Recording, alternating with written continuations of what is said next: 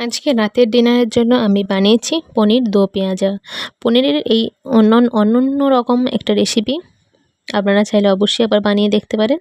এর জন্য প্রথমেই কড়ায় তেল গরম করে দিয়ে দেব গোটা জিরে আর এরকম ধনে ক্রাশ করা, দিয়ে দেবো একটি কাঁচা লঙ্কা চেরা, দিয়ে দেবো এবার পেঁয়াজটাকে এরকম কিউব করে কেটে নিয়েছি। একটু পেঁয়াজগুলো একটু লাল করে ভেজে নিয়ে আমি তুলে নেব। এবার ওই কড়াইতে আরও একটু সাদা তেল অ্যাড করে আমি এরকম পনিরগুলো ভেজে নেব। পনিরগুলো লাল লাল করে ভাজতে হবে। পনিরগুলো এরকম চওড়া করে কেটে নিয়েছি আমি। আপনারা চাইলে কিউব করেও বা ছোটো ছোটো আকারেও কেটে নিতে পারেন। আমি এরকম বড় বড়ও কেটে নিয়েছি। দেখতেই পাচ্ছেন পনিরগুলো এরকম লাল করে ভাজা হয়ে গেছে। এবার এগুলিকে আমি তুলে নেব।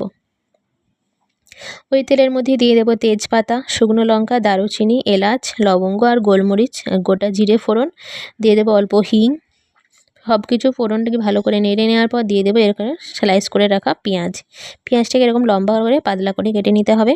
পেঁয়াজটি ভাজতে ভাজতে এদিকে নিয়ে নিয়েছি একটা বাটিতে হাফ বাটি মতো টক দই, দিয়ে দেবো হলুদ গুঁড়ো, ধনে গুঁড়ো, জিরে গুঁড়ো, কাশ্মীরি লাল লঙ্কার গুঁড়ো আর দিয়ে দেবো এখানে মৌরি গুঁড়ো। সব কিছু ভালো করে মিশিয়ে নেবো দইয়ের সাথে। এই কারণেই মেশানো, কারণ মশলাগুলো যাতে পুড়ে না যায়। এবার পেঁয়াজটা দেখুন লাল করে ভাজা হয়ে গেছে। এবার ওর মধ্যে দিয়ে দেবো আদা রসুনের পেস্ট। আদা রসুনটা দিয়ে ভালো করে নেড়ে নেওয়ার পর দিয়ে দেবো কুচি করে রাখা টমেটো আর স্বাদ মতো নুন।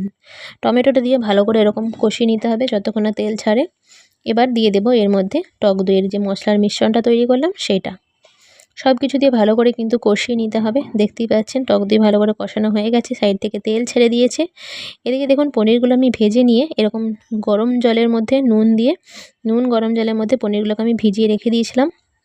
এবার মশলাটি ভালো করে কষিয়ে নেওয়ার পর ওখানে দিয়ে দেবো জল আর দিয়ে দেবো কসুরি মেথি পাতা। সব কিছু ভালো করে মিশিয়ে নেওয়ার পর এর মধ্যে দিয়ে দেবো ভেজে রাখা পনিরের টুকরোগুলো।